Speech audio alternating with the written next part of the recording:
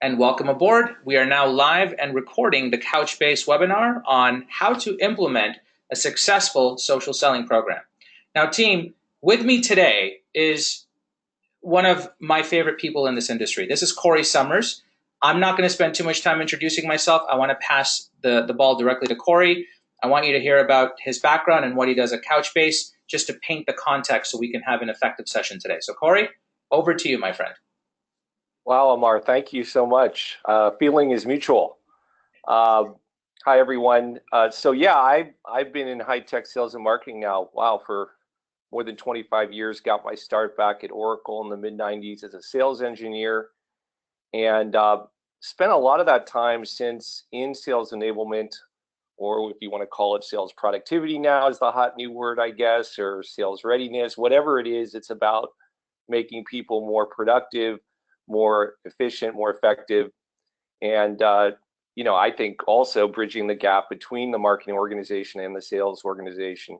So yeah, I'm passionate about all things sales enablement. And of course, when you mentioned that you were doing this, Amar, I was more than willing to participate.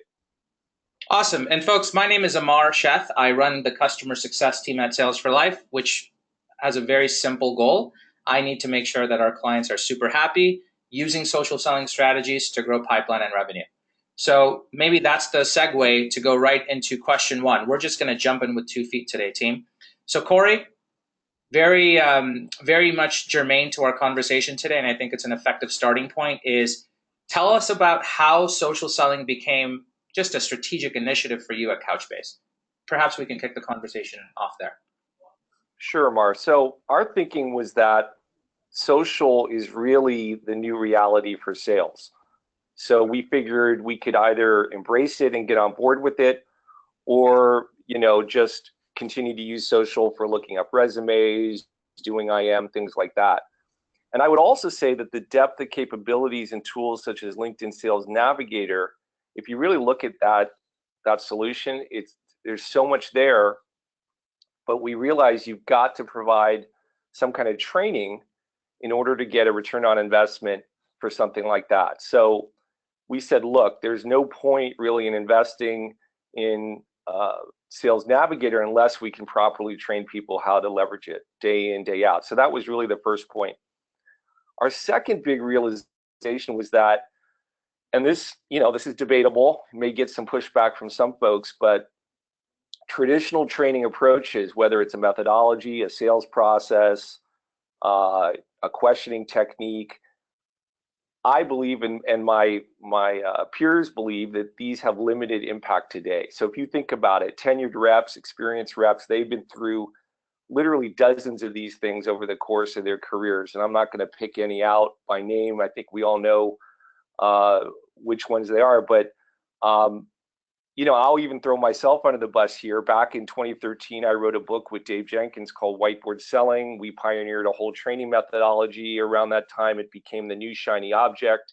But even that approach today, I think, is not able to keep up with something like social selling.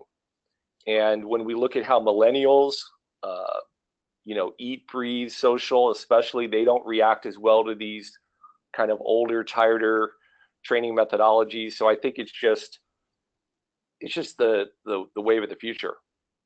Cory, that's interesting. Do you feel that there's any other reasons you decided to make social selling more of a strategic initiative? Yeah, I think a couple other things. I mean, we've also observed that reps really appreciate this kind of training, I think, more than they might a traditional sales training, because they view it kind of more as a practical tool and skill that we are investing in them, providing them with the practical set of skills that they can use throughout their career. I think that's really important. We want to provide value add to our teams. And I think that the final reason we decided on social selling as a strategic initiative is that social just really fits with what we sell and how our customers buy and evaluate technology. And I think this is something everyone evaluating social needs to think about. So for example, let's say you're selling, I don't know, aluminum siding to folks in a brick and mortar setting. Well, your buyers may not be the most socially savvy. But if you're selling open source software, as we are, to buyers who openly share information. They seek information online. They believe in the democratization of data and information. Well, then social is a natural fit. So Couchbase is now viewed as one of the leading alternatives to Oracle, to SQL Server, and other legacy systems when it comes to high volume websites and other places where you need really, really fast performance. And we owe a lot of that reputation to social media. So I think that you have to think about, I think everyone on this call should ask the question, how socially active are my buyers? How do they seek information? How do they communicate? If the answer is heavily skewed towards social media channels, and I think, I suspect that's a good indicator that social selling will be a natural fit for you. Cory, that's an extremely detailed answer, and I appreciate that. For the audience listening, I hope you're beginning to get a sense of, the individual nuances that every company has. So Cory literally just outlined their why, or his why, at Couchbase. I think one of the biggest pieces of advice I would give to all of you is know your why. Don't just do social. And by the way, this is almost, this is crazy talk because we're a social selling training company. But I want to tell you with all earnest, don't jump in with social selling training without first knowing your why. The reason Couchbase has incredible results, which we'll talk about, is individuals like Cory. Cory and his leadership team essentially knew why they're jumping in. And when they jumped in with 2 feet, with eyes wide open. So Cory, I guess we'll move on here. But the next question here is, as you were implementing the social selling program, did you feel any resistance? Did you get pushback from any corners of the company? And if so, how did you get through it? Amar, not a lot of resistance really. And in fact, when we did a survey, when I first came in to the role a couple years back, I did a field enablement survey, which is, kind of what you do, and you take the pulse. And the highest rated or the highest requested component was social selling. So that also helped us, right? We had a lot of push from our sellers that they wanted this kind of training. So given that, obviously when we introduced it, there wasn't a lot of resistance. Now, sales reps are busy people, right? So we had to make sure that they either attended the sessions live, the training sessions live, or at the very least watch the recordings or listen to the recordings. And that's where, getting that executive support is so important. And Cory, that's great to learn. Questions are already pouring in. So team, to the rest of you listening, please use the question box. We're going to field questions here. We're going to try to get through as many as possible, but start sending in your questions now using the question box on your GoToWebinar control panel. The first question, Cory, just as a follow-up to this would be, how did you get executive support? Like, what did it really take to ensure that executives were bought into this concept? Because, let's call it the way it is. A lot of people look at social media and they think it's a waste of time. So what did you and your execs do to kind of get bought into that process? Well, see, that's the cultural thing, I think, Amar. We did not have, that wasn't ever a question. It was obvious to us. It was obvious to our executives because I think of the industry we're in. We're in an open source, NoSQL industry. Everything is social, right? So it wasn't even a second thought for us. Now, certainly people wanted to know, well, what's the rollout plan? What are the mechanics of this? How much time, time away from selling is always a big issue. So people wanted to know what is going to be the commitment of the reps. So those were some of the questions that were asked.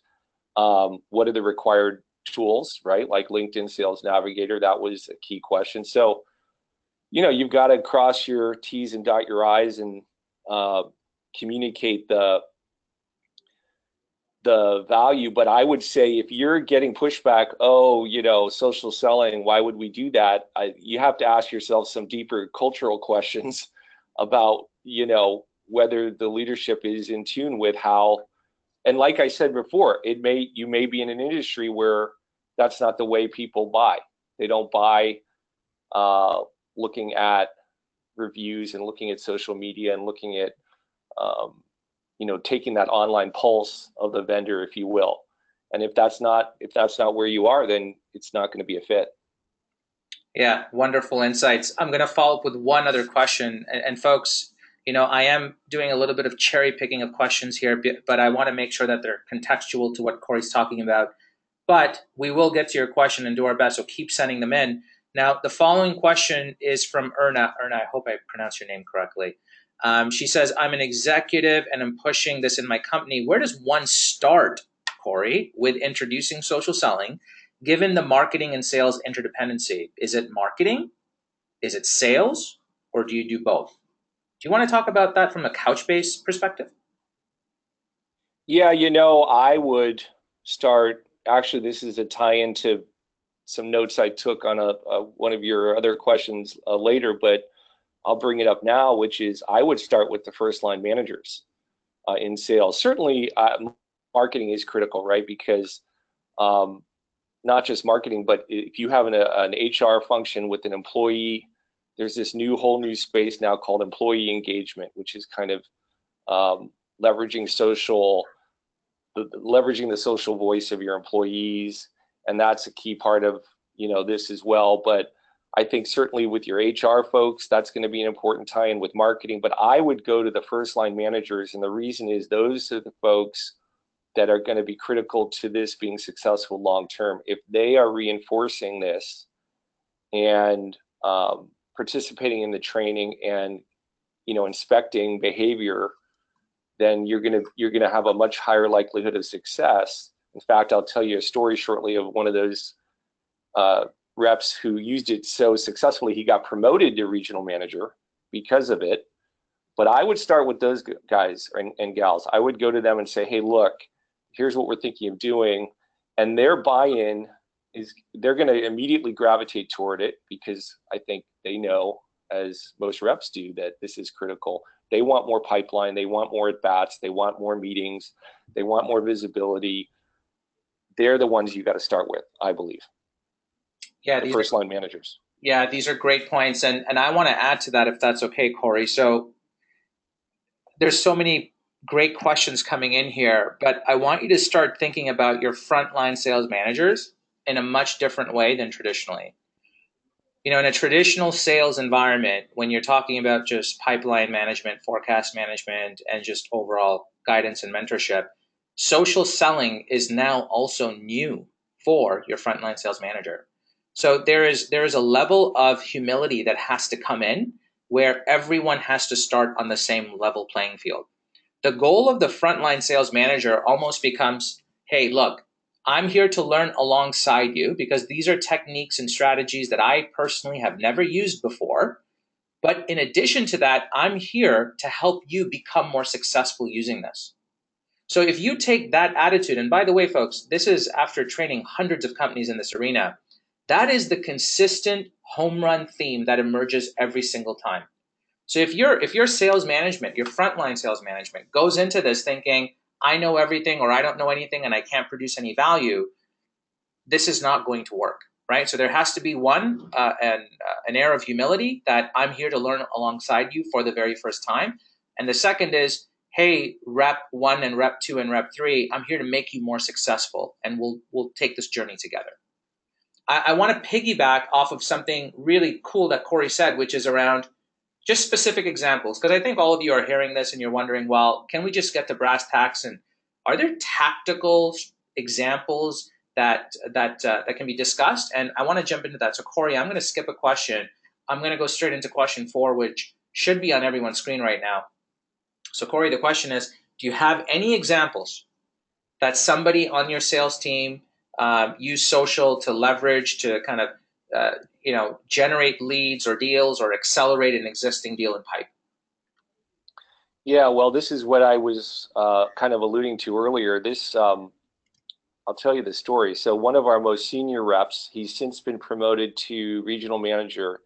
He's really the poster child for how social selling should be leveraged at Couchbase, and I think beyond. He really set the example. So he set the bar high, and then what we did is we used his success as a way to show others on the team how really incredible this is. And so the story was, and I think it was just a couple of weeks into the training, he sent out a very simple in-mail but using the techniques and the cadence and all the search stuff that you guys train on, he used all that and he sent this to a key decision maker. And it was so simple, it was so elegant. It said, hey, I'm here as a resource to you for NoSQL and operational database performance and scalability. And I would be happy to be of assistance to you moving forward. That was it. I mean, I'm kind of paraphrasing, but it was that short and sweet, very non-threatening, very open-ended. But then the way he followed up on that, using specific communications, the cadence, the offers that he made to this person, that is what ultimately got the decision maker engaged. And this was a completely net new account for us, completely cold to begin with, which has since turned into not just 7 figures of annual recurring revenue, but also a marquee customer reference. And what's really interesting about this story is that he didn't just use the exact language that you guys said he had to use. He slightly tweaked it. He applied his own style to it. He made it his own. And it was what he was comfortable with. So we constantly go back to that. There were a couple other big deals that were generated out of these techniques. But yeah, that was, yeah. Cory, this is awesome, right? Do you mind walking the audience through how did you actually leverage this success? Well, that's a good point, Amar. I mean, the other thing that's critical here is that, you know, you've got to find out about these successes, right? You put these folks through the training and then they go off and they're using these techniques. You've got to check in with them. And that's where the first line manager is so critical. You've got to check in with the rep and say, hey, what have you been doing with this? In this case, the rep himself took the time to actually share the success with the broader team. And then what we were able to do is amplify that success and put it into action for others using some technology. So that was, I think you're right. You've got to be able to leverage that best practice and capture it. I would also say if you're talking about success stories, the other big thing is how our SDR team has used this. So when you think about putting folks through this, it shouldn't be just your field reps. It should be also your SDRs or your inside sales or whatever you call it. And they're using social selling now for what I would call targeted account penetration. So we know the titles and the personas that have the most interest in Couchbase and NoSQL. And so using the techniques in your training now, they're able to laser target those kind of people with the right kind of communications to get them to, if not take a meeting, at the very least, maybe attend a webinar or a meetup or something like this. So I think the other point I would make is just the breadth of individuals that can benefit from this. Right. So just a broad-based approach. So if you're basically listening to Cory, folks, essentially, so think of social selling like the telephone, right? It's just another platform of usage. The way your SDRs use the telephone is different than the way your inside sales team or your account execs will use the telephone. They all have same tool, different application, different mode of delivery, right? Social is the same way. So these platforms, these tools that are out there, these techniques that exist, they're all there to serve the individual job function. So consider that as well. There's no cookie cutter approach that says, hey, this is LinkedIn and now go use it. No, it doesn't work like that. It's very specific. You have to start thinking about social almost as just an extension of sales. And the way each sales function uses it will differ. I think that's fairly known, but I wanted to put that out there. We're going to basically, in the interest of time, folks, jump forward. And I think everyone's probably curious about the results, right? How do you measure social selling? Now, we have our framework. If anyone is interested, by all means, reach out to us on LinkedIn or through our page online, and we can share that with you. But I wanted to make this about Cory because Cory has a pretty legit and clear way of measuring success as well. So Cory, I'd love to hear more about it. Well, I think Amar, the main one, and we haven't gotten too fancy with it, but the main one is that there is some reporting that Sales Navigator can provide on emails. So I'm not 100% sure where you find it or if LinkedIn folks have to get it. I just see it every week come across my email, but there's reporting that'll tell you who sends out the most emails across your team. So you can look at these reports And then you can actually go to the specific reps and say, hey, can you share? I see that you're sending all these in-mails. Can you share some of the examples that have been effective for you? And then, we can hold a little competition or whatever, and then we can then leverage those templates more broadly. So now we're seeing about 60% of our reps consistently sending out in-mails. It's probably not enough yet, but it's it's a lot more than when we started. I would say it was less than 5 or 10% to begin with. So that's an important KPI. And certainly we also like to check in and ask the reps to report if a deal was initiated by social. You can put a button into Salesforce or whatever it is. That's just another thing they've got to click. I don't think it's as simple as that. It's not always a single, if you think about it, it's not always a single trigger point like that in-mail example I gave you earlier, Amar. It's more of a mindset. It's a way of life. If you're constantly thinking in these social selling terms and living it day in and day out, then you're going to see things happen. You will be able to point to those specific cases where but it's just a contributor. And Cory, I'm going to do a little bit of spotlighting of your success here. I hope that's okay. So team, if Sure. Cory's basically saying 60% of his reps are sending in-mails consistently, and it's not enough. It never is, of course. But here's the industry stat, okay? So through our independent research, what we found from our clients is the following. Approximately 5%, it's like 4 point something percent of reps, call it 5% of reps, send 75% of all in-mails. Just digest that for a moment. Now, if you have Navigator, which I'm guessing some of you certainly do on this call, think about your investment, right? So this is not just about buying a tool and placing it in the hand of your reps and having someone from LinkedIn come in and say, hey, this is how you press the button and this is what you do. You have to seriously enable this. This is an enablement play at the end of the day. Okay, we're going to go towards wrap up here. We're going to start taking questions here. So, Cory, we're going to skip the last question if that's okay. And we're basically going to just go right into questions. So, oh boy, there's so many. I don't even know where to start. I'll go up first. Great question from Natalie. So Natalie's asking, Cory, what if your company's social media presence isn't as strong as it should be? Will this still just be as valuable for the individual salespeople in the business, or does the company need to have a marketing social media policy and strategy first? Yeah, that's a great question. It gets back to my point earlier about, employee engagement. And there are a whole suite of tools now that will help strengthen your company's social brand. So things like Gaggle, AMP, Everyone's Social. I think those are the two leaders. We use Gaggle, and it helps get everyone dramatically increasing the amount of social you're doing.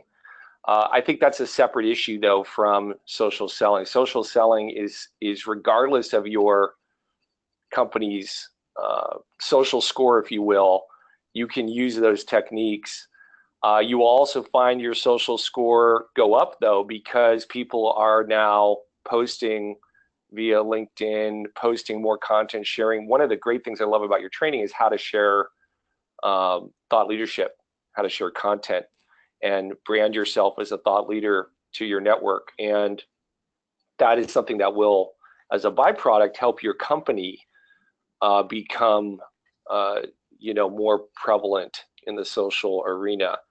But I think it's a combination of things. It's the employee engagement. There's other tools out there, but I think this is going to be, those tools don't directly as I think you guys do affect the bottom line in terms of more pipeline, more revenue. Yeah, absolutely. There's a question here from Lynn that I'll take. Lynn's asking, can you please restate the verbiage that your sales superstar used to tell prospects that he was always available as a resource? So to Lynn and everyone on the team, there is no specific verbiage because we truly believe and we've tested that every human should add their own voice and capability to every outgoing communication, right? So that's first and foremost. So the kind of the template or framework, if you want to call it that, is the following. Hey, it's Amar. I see that you're interested in X, Y, and Z, or I see that you did X, Y, and Z. please check out this piece of content, or please check out the following, and literally call out the paragraph if you can too, right? So just say, hey, I really liked your point on NoSQL and open source, and I think it's going to change the industry. By the way, did you see this piece that TechCrunch just shared on this? Here it is, include the link, and then say something like, check out what the second paragraph talks about. What do you think? And if you follow that kind of workflow, if you follow that kind of framework, in our testing, this has roughly a 25 to 40% response rate. Okay, so that's a freebie for everyone on the call, and I hope that helps. We're going to move on to questions here. Measuring in-mails works, but how do you track this to opportunities? So Cory, how are you doing it? How are you correlating? Are you waiting for reps to give you feedback proactively, or do you have this natively built into Salesforce or CRM somehow? Well, I mean, that's the $1 million question right there. I don't know of a way to, unless you have the rep proactively clicking something, checking a box that this was enabled through a social contact. I mean, at some point, maybe there'll be technology. I think one of the bigger issues is how do you just get people to remember to use the techniques on a daily basis? I mean, that would be my next suggestion to you guys. If you could better track and then gamify this. So for example, what I envision is some sort of automation that tracks in-mails, but also tracks the number of social searches, the other social tasks, you call those social interactions, and then you have some kind of leaderboard of those. I think then you can really increase the usage of this by gamifying it. But that's a great question. I mean, you'd have to implement something in your CRM, your Salesforce or whatnot to actually check that box, unless there's technology, So for example, we use Woody Parrot for our content management and our personalized outreach tool. And so what we do there is we take the templates that work, these really awesome templates that people come back to us with, we put them in Woody Parrot, and then our reps can drag and drop them from Woody Parrot right into LinkedIn. So they don't have to type anything, it's just drag and drop. It's really, really seamless. What it doesn't do is it doesn't then register on the back end that they've done that, because then you'd have to have some fancy integration between LinkedIn and Salesforce to track that somehow. Right. I guess actually you could do an integration between.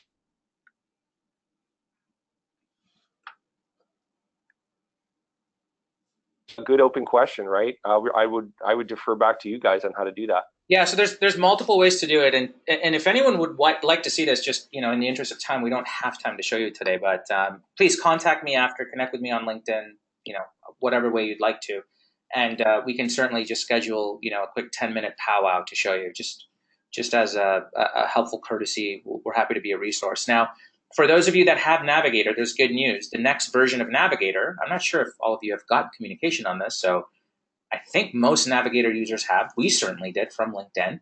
But the next version of Navigator, the upgrade on the roadmap, which is very soon to be released, we're not talking years, it's weeks or just a few short months out, is when you send an in-mail, it'll automatically track it to that contact record within Salesforce. And I'm specifically talking about just Salesforce.com.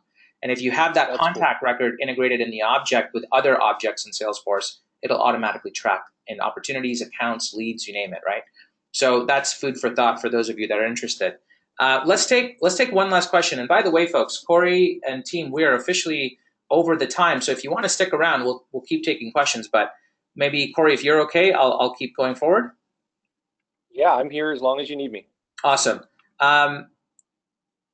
Logan, okay, we just took the question from Logan. Let's go to Tom. So Tom's asking a sales-related question.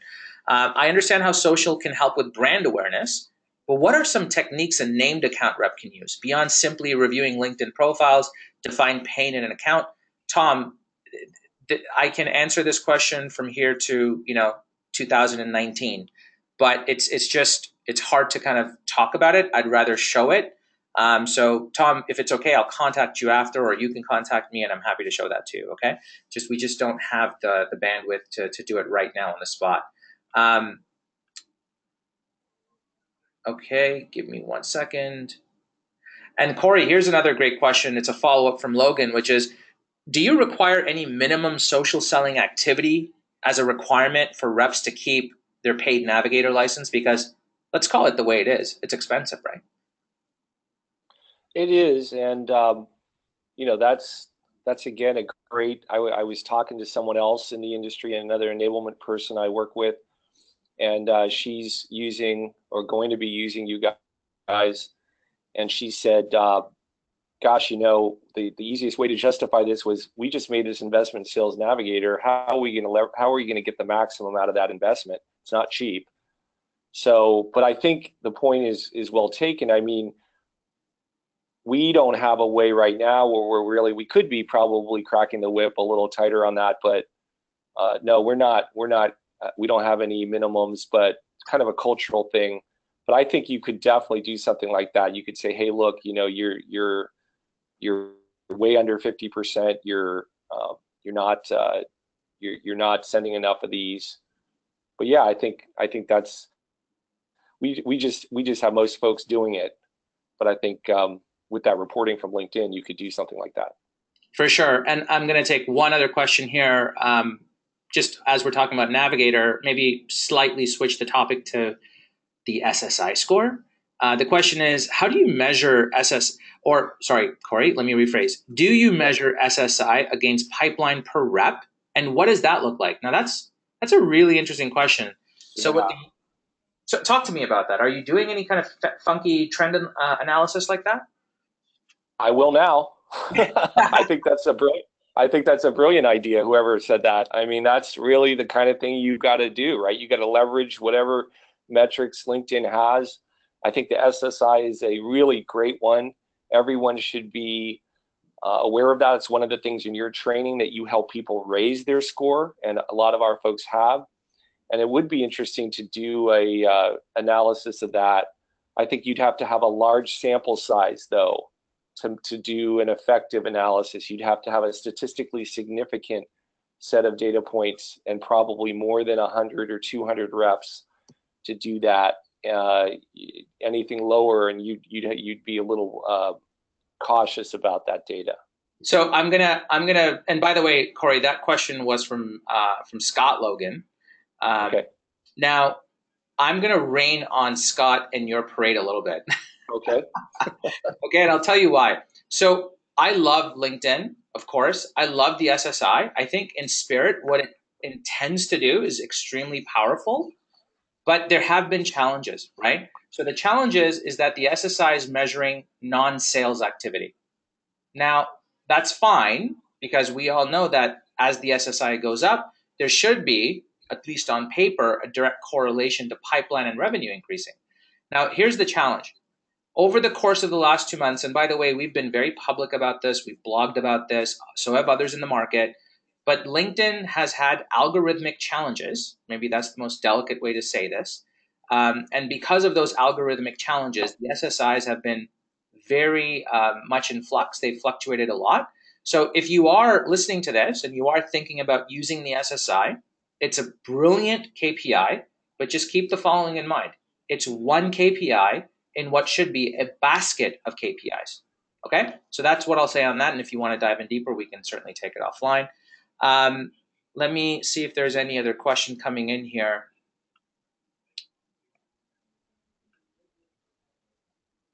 So there's a user here that's Martha is basically asking, Cory, sounds like you're using social selling for account-based selling. Account-based everything is the hot buzzword these days. Would you agree with that sentiment? Is it just for account-based, or are you using it just for classic prospecting as well? Well, I mean, what I said earlier, yeah, I think that's a great observation.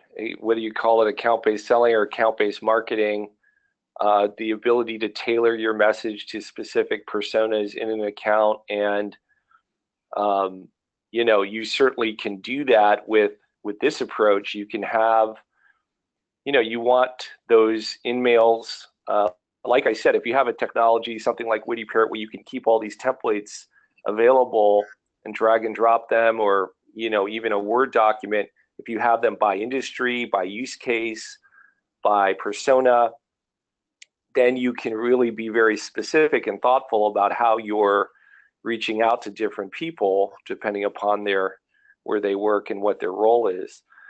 So I think this will enhance an account-based approach. I think it can be used though, more broadly for sure.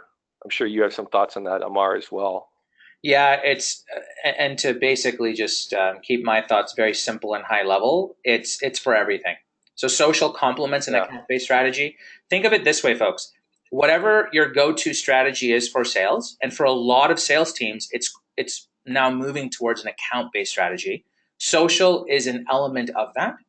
If you're still prospecting and going to market the same old way as you have in the last 10 years, which 95% of us are, then social is, and again, just another element of that reality too. So don't look at social as a macroeconomic indicator. It is something that's there as a lever to help you achieve whatever that macroeconomic goal you have is. All right. So that's my take on that. Let's take one last question here, team.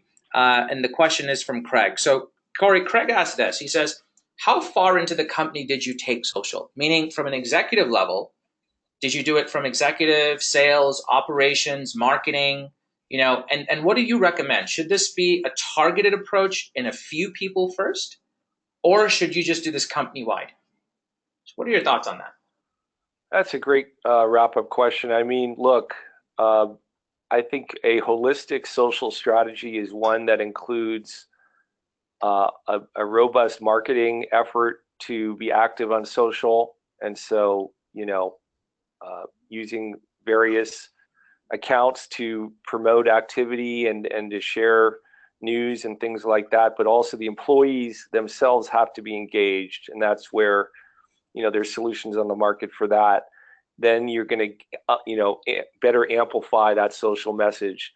And then you need like I said at the beginning, for the right companies and the right culture and the right solution that you're selling, you need your reps, your actual sellers, to be equipped with this lexicon, with these techniques, with this mindset. And so I think you need all of these things. And if you're not there day one, that's fine. Just keep building on it. I don't think there's a rule that says you've got to do all of them from day one. You can start anywhere you want. But I think having a cohesive social strategy across the company that covers marketing, employee engagement, and social selling is a good approach. And folks, I would completely concur with Cory. Don't be enamored, and don't fall prey to the razzle and dazzle and all the shiny objects with social selling out there. Start small, build a case, and go from there. That's it. Don't think about anything else. But the key here is just starting. Sometimes we literally just, I'll share this side story with everyone. We just talked to a prospect of ours this morning who has about 685 salespeople, but they're starting with 11 people, right? So you don't have to start big. Don't think sales, marketing, executives, operations, enablement, field ops. Don't think about all of that. If that's too much to bite off, that's okay. Start with what you have, with what you can do. And maybe that's... Hey, Amar, Yes, sir. one last point on that. Of course. I think I'm always about tracking data and doing studies and things like that. I would think it would be really interesting to get one team, and that's the problem, right? You give it to one team and not the other team gets jealous, but you give it to one group or geo and you track their performance. And then you can say, hey, after 6 months or a year, look at what these guys did on social. We didn't give it to these guys.